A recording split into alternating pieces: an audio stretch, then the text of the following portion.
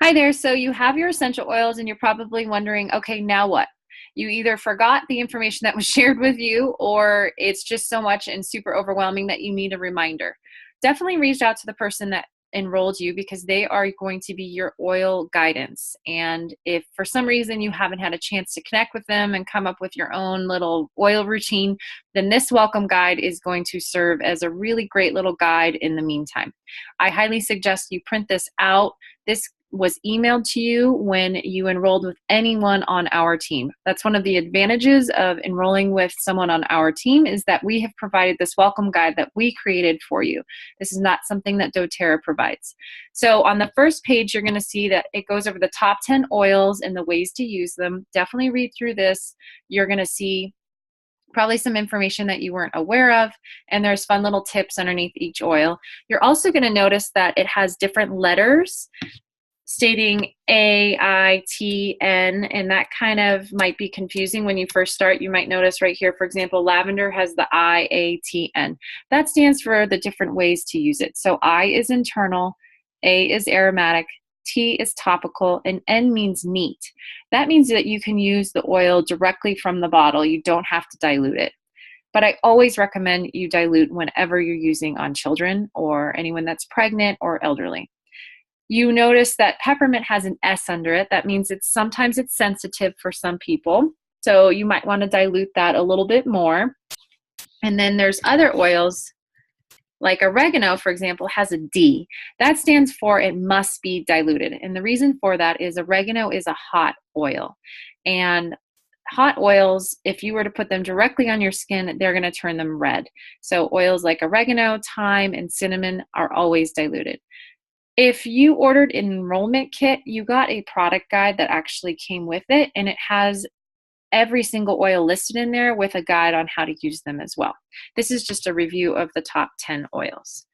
Something to note too is that citrus oils are photosensitive, so you're going to want to make sure that you don't wear those in the sun up to 12 hours after applying them.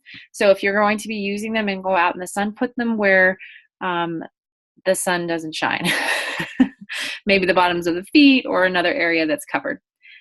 And safety and usage are definitely something you want to review before you're starting. So aromatic use, this means you can use them in the diffuser, you can put them in the palms of your hand and inhale, you can add them to your household cleaners, and you can also use them for your laundry. I love my essential oils on something called dryer balls instead of dryer sheets, and it's a really natural way of getting a nice scent on your clothing, but also not using chemicals.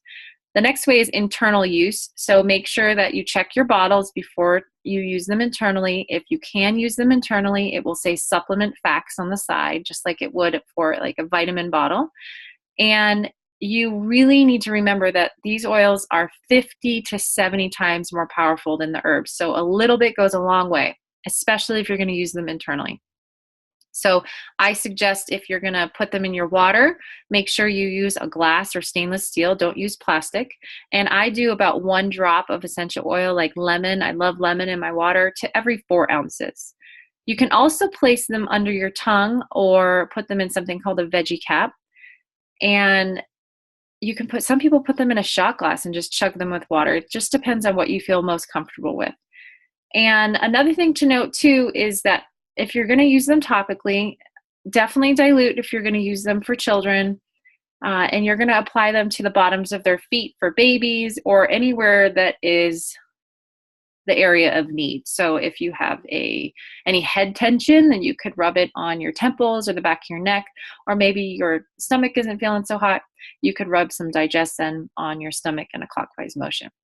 The most popular place to put the oils is on the bottoms of the feet, and that might seem really weird, but that is where the largest pores are. And it's also kind of nice too, because maybe you don't like the smell of an oil, but you love what it does for your body. And that's a nice way of using it. So dilution. A lot of people like to use something called a roller ball, and that looks like a 3-inch little glass bottle with a roller on top. And the reason we make these it just makes it a little bit easier to use the oils when you're on the go. So if you're working, you can throw it in your purse or your gym bag, or maybe you just want to have them all around the house so you don't have to constantly just be putting oils in your hand and diluting them on the go, you have it already made. So this is how you would dilute for different age groups. So look at the age of the person that you want to make it for. So if you have any children in your household under 12 months, you can see that it suggests up to 6 drops of essential oil. So if I were making a rollerball for an infant, I would do 6 drops total, and then I would fill the rest of it with fractionated coconut oil or another carrier oil to dilute. And they came with stickers. Your oils came with stickers with your kit that you can put on the sides of the rollerball so you know what's in there.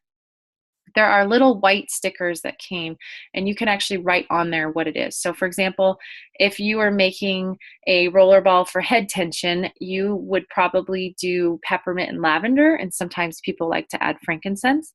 And you could put the peppermint, lavender, and frankincense labels, little stickers on the side, but you might want to write on the white one head tension so you know exactly what it's for. Now, keep in mind, if you're making a rollerball for someone over 12 years, they can have up to 40 drops. Now, this isn't something like don't look at it and think, oh my gosh, I can't go over 40 or I have to do less. It's really a matter of what you're comfortable with. This is just suggested use. And then if you're using it straight from the bottle, you can see what is suggested on the right-hand side of the screen.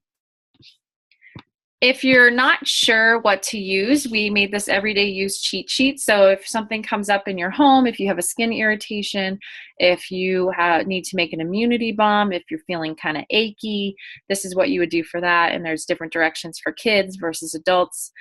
Just read through this and become familiar because it's going to be really helpful. And if you got either the Family Essentials kit or the Home Essentials kit, everything you need is in that kit. And there are different recipes in here for that.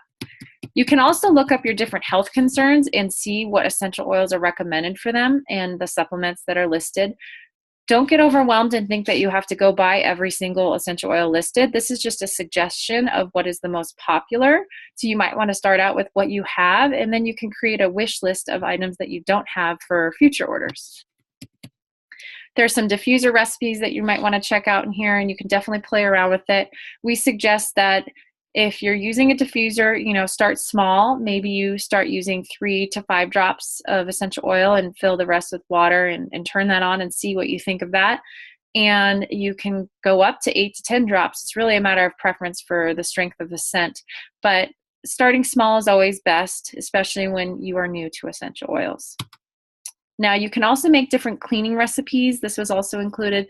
There's a ton of information out there, but these are just some of the most popular ones. Basically, all you need is baking soda, your essential oils, and some vinegar, and you can really replace all of the toxic cleaners in your home with your essential oils and non-toxic ingredients.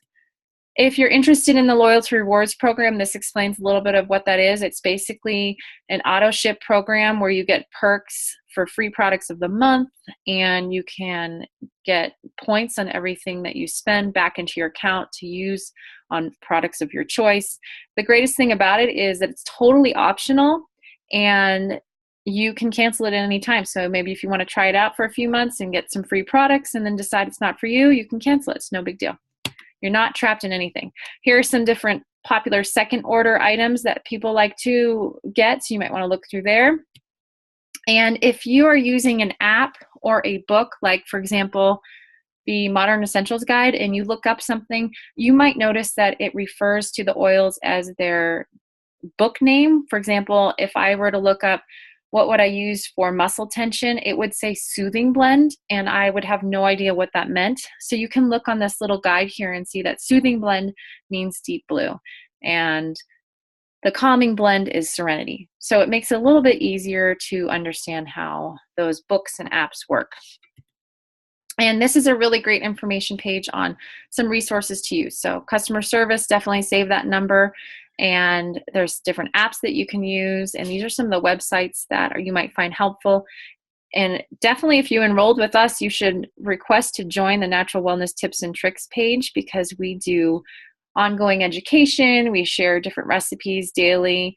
And it's a really great resource. You can just reach out with questions, and it's a whole oil community of users sharing their experiences. If you have any questions, please reach out to the person that enrolled you, or you can always reach out to me, essentially kj@gmail.com.